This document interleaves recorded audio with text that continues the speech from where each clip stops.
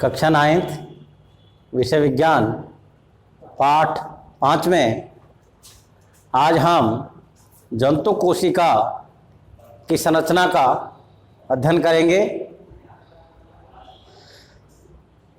आपको कल के वीडियो में मैंने बताया था कि हमारा शरीर कोशिकाओं से मिलकर के बना होता है।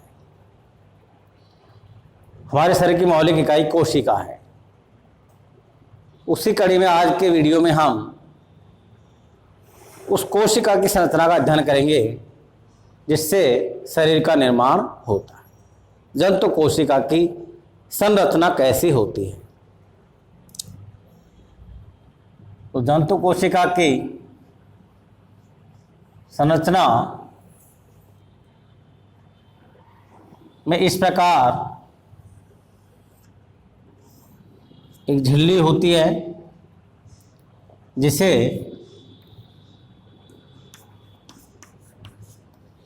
प्लाज्मा झिल्ली कहते हैं। एक झिल्लीनुमा संरचना है जो प्रोटीन और वसा की बनी होती है, उसे प्लाज्मा झिल्ली कहते हैं। यह कोशिका में पदार्थों के आवागमन पर नियंत्रण रखती है, अर्थात इसको चयनात्मक पारगम्य झिल्ली भी कहते हैं, क्योंकि यह चयनित पदार्थों को अंदर आने देती है और चयनित पदार्थों को ही बाहर निकलने देती है, इसलिए इसे चयनात्मक पारगम्य झिल्ली भी कहते हैं। वैसे इसको प्लाज्मा झिल्ली का नाम दिया गया है।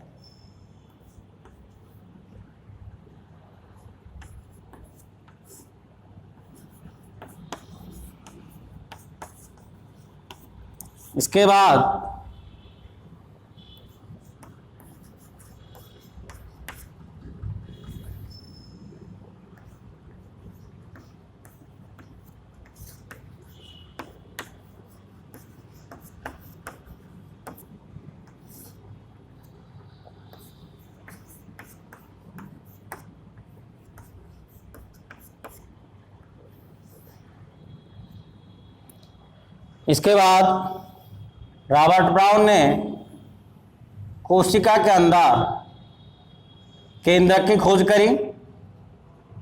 इस प्रकार की संरचना में केंद्रक होता है। जंतु कोशिका में केंद्रक मध्य में होता है। केंद्रक में केंद्रिका होती है,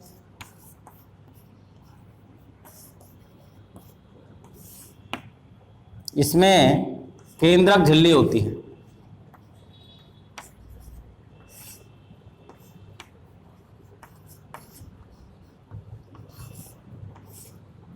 केंद्रक के अंदर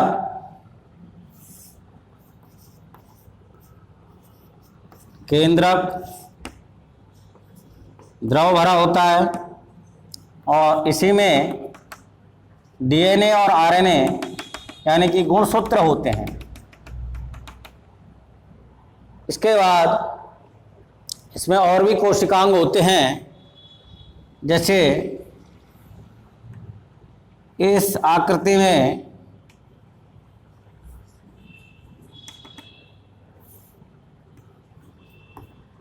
माइटोकॉन्ड्रिया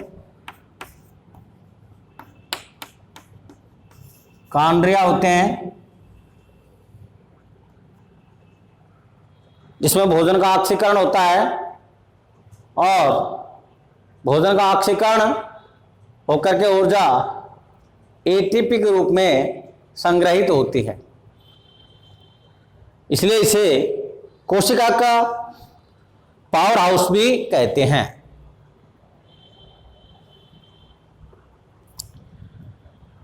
इसके बाद छोटी छोटी इसमें रिक्तिकाएं भी पाई जाती हैं।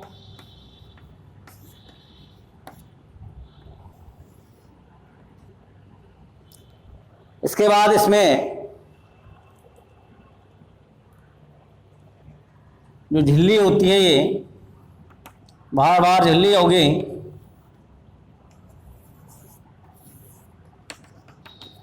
इस पर राइबोसोम लगे होते हैं।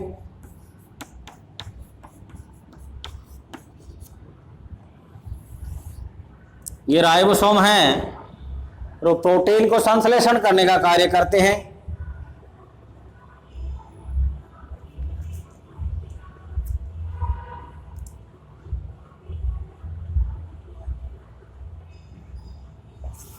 इसके बाद इसमें चिकनी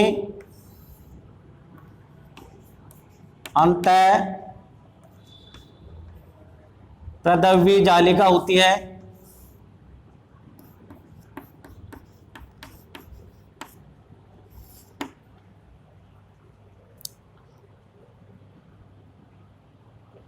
इसी प्रकार इसमें द्रव पदार्थ भी भरा होता है, जिसको कहते हैं कोशिका द्रव्य।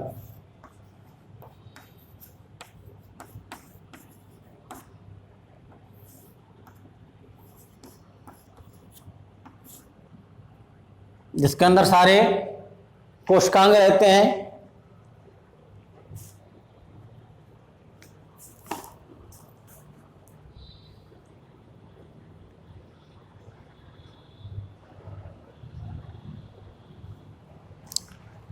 कोशिका के विभाजन के लिए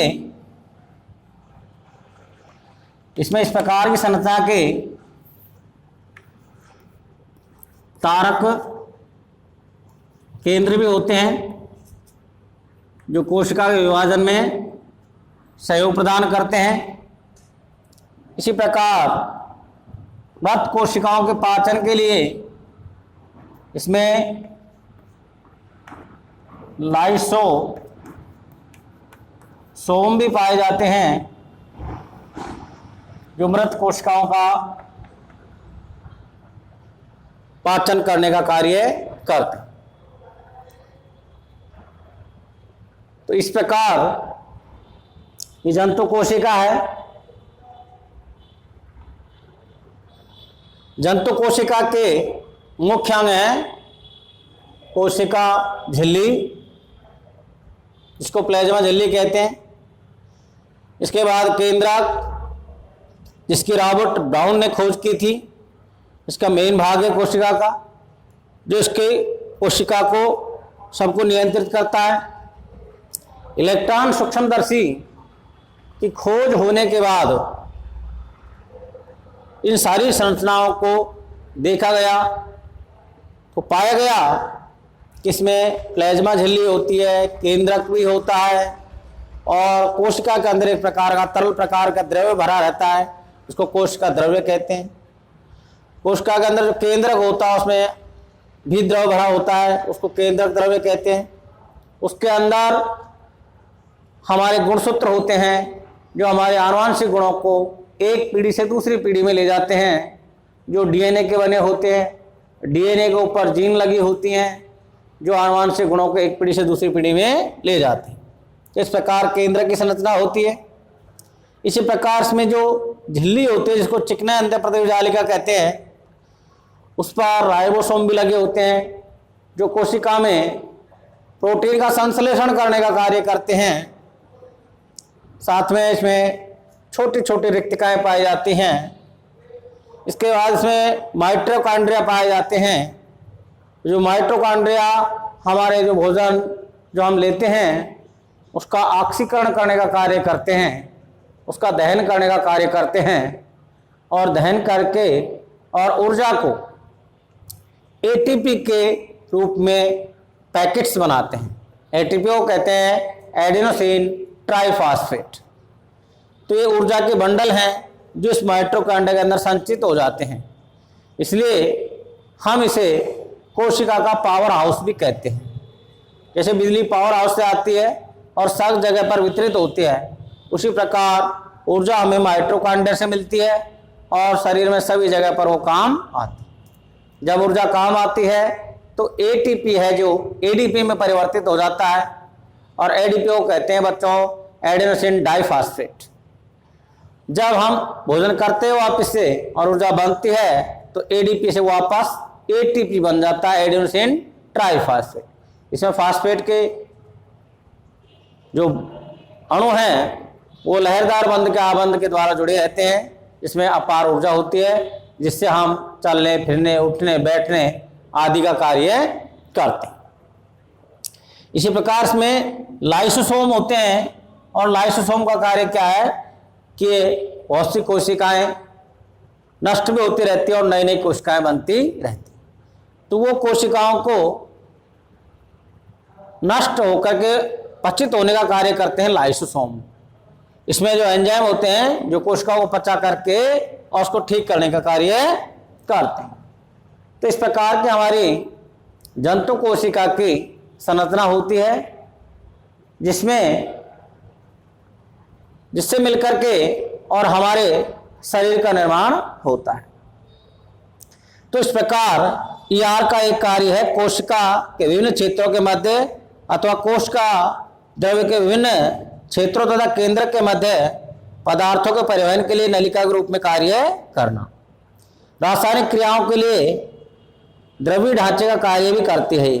जो मैंने आपको ये खुरदरी अंतःप्रद्रव्य जालिका होती है और चिकनी अंतःप्रद्रव्य जालिका होती है, ये कोशिका में जो रासायनिक क्रियाएं होती हैं उनको सतह प्रदान करने का कार्य करते हैं। इसके बाद कोशिका में गाल्जी उपकरण भी होते हैं और ये गाल्जी उपकरण होते हैं जो सुनने के कार्य संबंधित हैं।